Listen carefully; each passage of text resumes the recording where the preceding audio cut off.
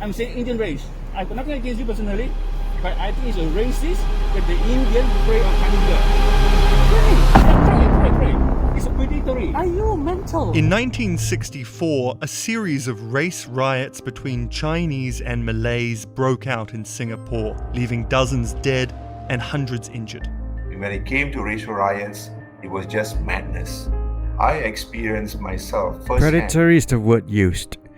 If you lived in Singapore for the past decade, you may be familiar with the terms xenophobia and racism. Although Singapore is a racially harmonious country, both xenophobic and racist acts have been on the rise and going viral, all thanks to social media. I cannot stay here. Included the appalling assault on Singaporean student Jonathan Mock. We were literally just sat at the traffic lights and he started just giving me all of this abuse. These Chinese were confronted by another group. Why are you hurting me? Shoot you, I'll kill you, I'll decapitate you. It's Communal racism tensions that in led to the Singapore getting out of 1964 hand. race riots contributed to Singapore's separation from Malaysia. Chinese led to a series of riots. Because nobody, no group of men have got the will, have got the capacity to do more for this Singaporean Malays are predominantly Muslim. You see the whole of my adult life. This is my country. This is my life. This is my people. You will trample over us, over our dead bodies. We dug our toes in, we built a nation. Clashes broke out between Malay participants and Chinese bystanders during Would a you procession. contradict me if I tell you that we have got here not by suppressing or pretending that race differences, language differences, culture differences do not exist, but that they can coexist without the majority obliterating or oppressing the 23 minority. dead and 454 injured. In September, another series of riots triggered by the killing of a Malay rickshaw rider broke out. By Zainul and a accepting few them as fellow Singaporeans with equal rights, entitled to equal respect.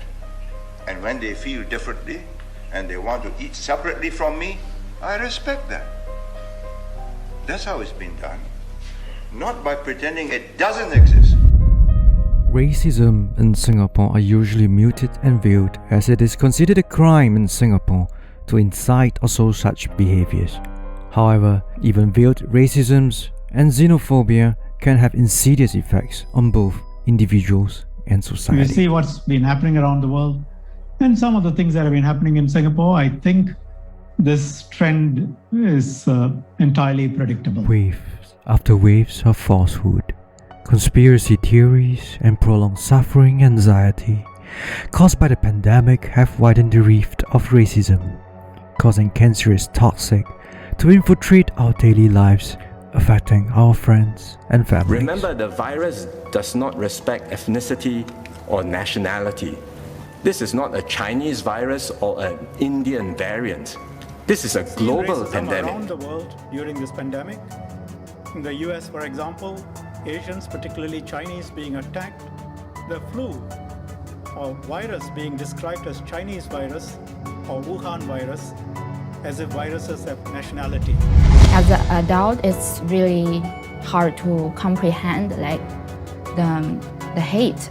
There's so much hate. And he just punched me twice. So it stopped me. I was shocked. You're under arrest. Okay, here's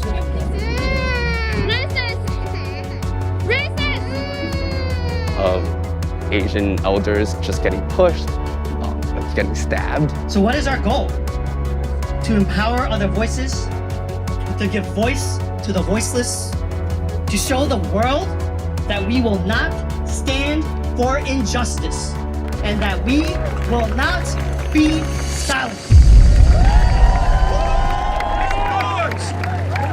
I feel like parents, their job is nurture, also protect, and also empower their children. We also need to let them know, to sending a message that they need to be strong.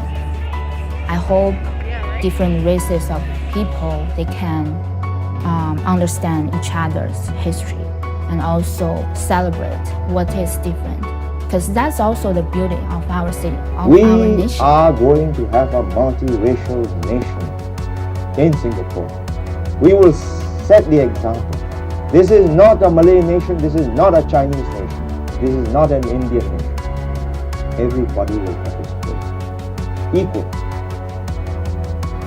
Language, culture, religion. You know, there are innate prejudices, and I do not pretend that I don't share those prejudices. I do. I mean, if one of my sons had come back and says, oh, I've got a young lady whom I've met in America, and my first question is, what color is she? Now, these are extremely difficult problems, but we got to face up to the problem and not dodge it. We have to desensitize questions of race, language, questions of culture, so that we can talk to each other in a calm, rational way. There's no use, it's futile kidding ourselves. These are important things, but at the end of the day, remember, if a thing is going to get better, if you leave it alone, then leave it. Maybe it'll get better. But if you know it's going to get worse, it's totally irresponsible to leave it.